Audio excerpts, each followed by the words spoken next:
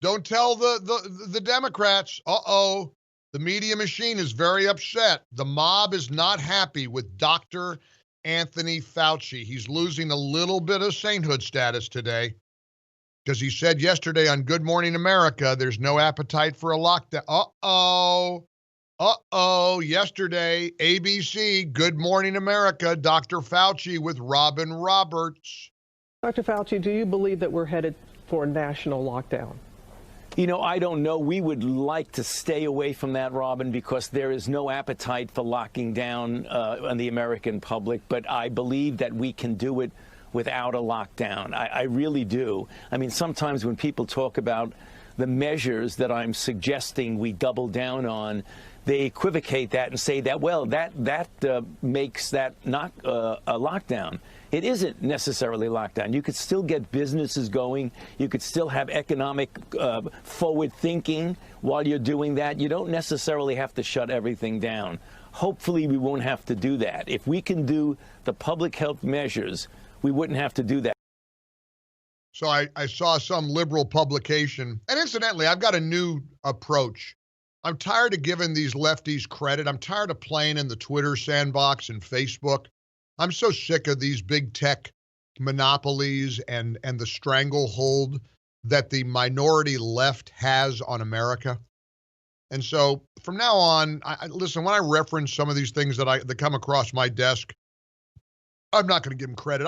Listen, 40 plus years as a broadcaster, I've always been focused on attribution, but I don't like to give them, I don't like them to know that the many people who listen to a show like mine are hearing about these people. So I'm just going to call them, a leftist writer or a liberal publication and quote from it. But here was a leftist reaction to Fauci.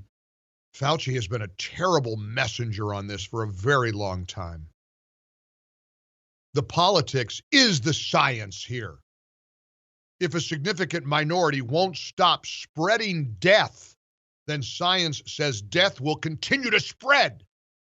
Those are actual comments in a column condemning Fauci for saying that Americans don't have a stomach for lockdowns. Incidentally, the thousands and thousands of people who took to the streets and who were cheering and screaming and singing and chanting, whether it was anti-police protesting or Black Lives Matter rallies or celebrating what people think is a Biden victory, I get those people don't spread death because you can't spread COVID if you're woke.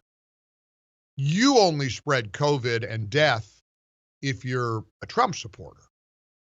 Doesn't really matter if Lori Lightfoot wants to wander around among the crowd with her stupid bullhorn without a mask and be yelling and screaming with a bunch of other people, many of whom who didn't have a mask either. I saw the video. And now she's ordering Chicagoans to lock down for a month. Can't go anywhere. Nope. 30 days. Locked down. Locked down. And again, the left always overreacts. The Democrats go to tyranny. They're going to tell us how to live our life, where a lot of us who have genuine, legitimate concerns and a legitimate plan to try to be safe. I do everything that they've suggested we do. You wash your hands for 20 seconds or more. I've got a little device. I can open up a door handle without touching it. I wear my mask when I come in contact with other people less than 6 feet, particularly in an enclosed area. I don't really relish a lot of travel right now. I know somebody who said that she's been so careful and so smart about not being exposed, but she decided to fly to Washington, D.C., cross-country flight, got back home. A few days later, tested positive for COVID. Now she's sick in bed with COVID. And the only thing she did differently was fly across country. Now, they tell us, well, the airlines are safe. We all have to make personal choices. But Rand Paul said it best. And that was I saw a clip of him last night that in a free country, in a representative republic, We get to make decisions that the government shouldn't get to make. You have to weigh the risk versus the reward. You have to decide as an American whether you want to go to the grocery store or go out to eat. You get to decide these things. You get to decide if you can control an environment where you might have extended family over for Thanksgiving.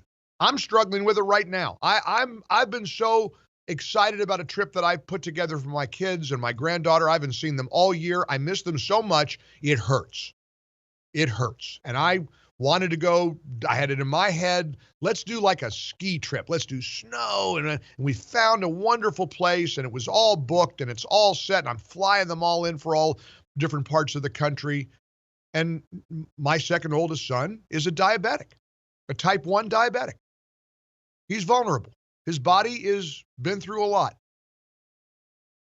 And I'm the father of my little precious Lily Denise has been careful and safe. And if he got COVID because dad wants to do a big holiday gathering at a ski lodge somewhere, I'd never forgive myself.